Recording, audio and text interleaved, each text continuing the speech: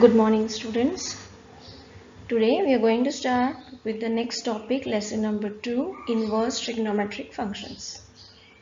Now already trigonometry you have learned in your class 10. So you all know all the ratios, sine, cos, tan, cot, sec, cosec. So now we are going to study and trigonometric functions you have studied in 11th standard. So this is next part of it, that is inverse trigonometric functions. It's a very easy lesson. So I chose this so that we can finish it off. Now remember these two terms. First term is the domain. Now what is a domain? The domain of a function is all the possible input values for which the function is defined. Now what is this domain? Domain means all the possible values which we can put for a function. For example, supposing p of x is your polynomial or a function, or you just imagine that a function is sine x. So all the possible values of x that we can put, that becomes domain. Okay, so supposing we put sine x is equal to pi by 2. So sine pi by 2, that is equal to 1. So the possible value for this is 1.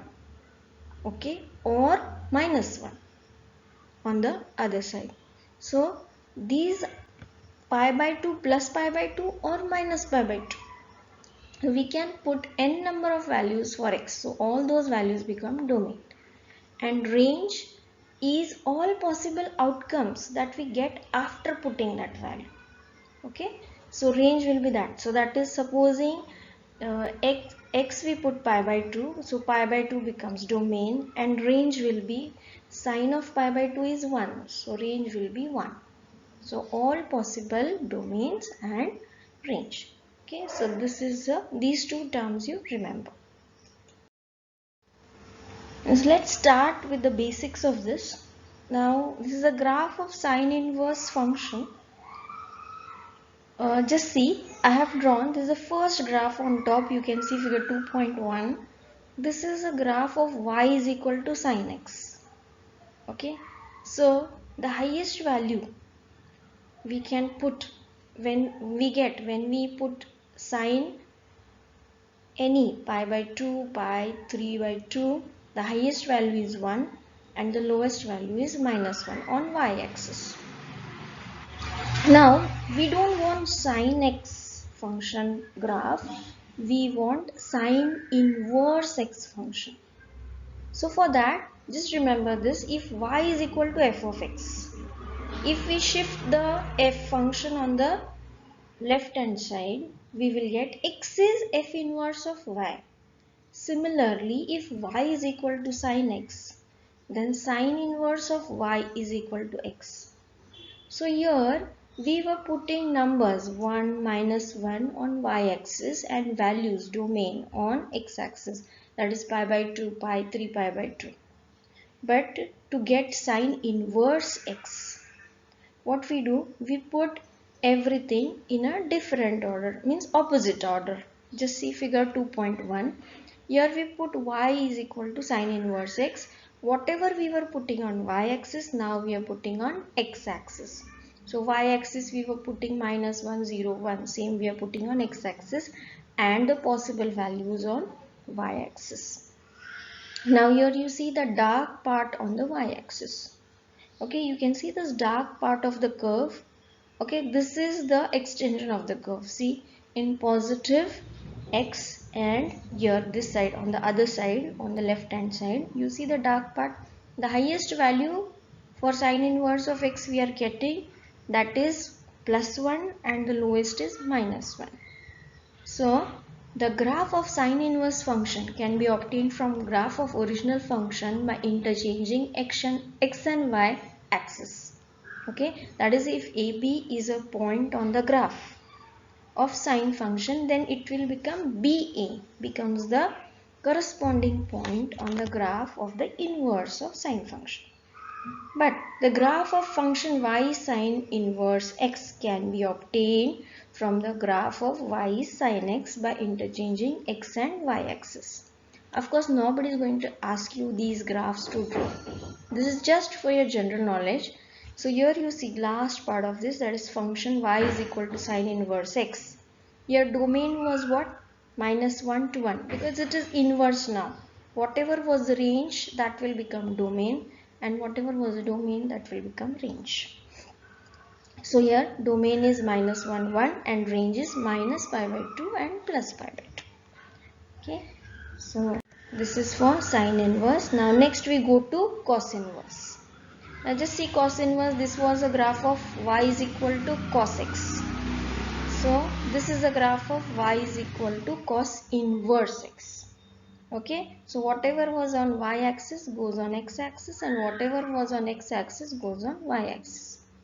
So y is equal to cos inverse of x. Here the domain is -1 to 1, same like sine, but here the range is from 0 to pi. Just see, the value is least increasing or decreasing from 0 to pi only. Okay, so the graph is a bit different. So you just remember these values. Graph nobody is going to ask. Next is y is cosec x, and this is a graph of y is cosec x. This side on the left hand side. You just see it does not touch the x axis at all.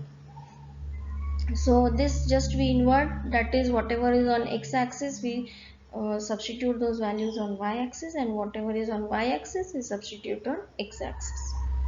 So we get a graph like this, and here you see this graph is not touching the y axis at all. So cos inverse x, here your domain is r minus -1 1. Now -1 to 1, this is -1 means these values are eliminated from real numbers. I hope real numbers you know. Okay, so this is r stands for set of real numbers. So this value -1 and 1 is eliminated from this. So you also see that it doesn't touch 0. So that is why it ranging from minus pi by 2, minus 0. Okay. The next one, we see function of y sec x. This is graph of y sec x, and this sec inverse of x.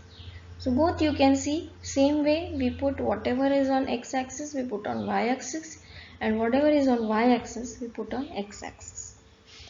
So this is what the graph, same with this graph also does not touch 0.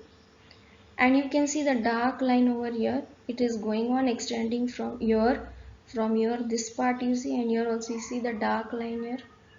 Okay, so it is r minus, just see it doesn't come in between these values -1 and 1. Okay, it eliminates these values. So here you see, you will not see any graph plotted between -1 and 1. Okay, so these values are, it is r sec inverse, domain is r minus -1 and 1, so no value there. So that is why the range is from 0 to pi. You see 0 to pi, this is a range, minus pi by 2. This line you see, the line which is passing between 0 to pi, there is a line of pi by 2. So it also eliminates minus pi by 2, because these graphs are not touching that line. This is minus pi by 2. You only have to remember this, children. This domain and range. There is no need to remember the graph. Graph is not asked in the exam. Now the graph of function y is tan x and y is tan inverse of x. Here you see this is tan x, first one, and the second figure is tan inverse of x. Similarly, same way we put whatever is on x axis we put on y axis, and whatever is on y axis we put on x axis. Okay, now here you see this is a graph which is passing through the origin. Okay, and you can have n number of values for domain, because you remember even when we are writing the values, different values, there in one place tan of 90 I guess is infinity, so infinite values, so we just write there r. Okay, so set of real numbers, and the values are minus pi by 2 and pi by 2. It range only in that much value. Okay, You see, here one value, here one value. So wherever it is touching, that is what we have. So this you remember. Next is cot x and cot inverse of x. Same way we draw the graph for this also. Here also now this is ranging from ranging from 0 to pi. And this is a summary of the entire all the graphs. The first column is of domains and the second column is of range.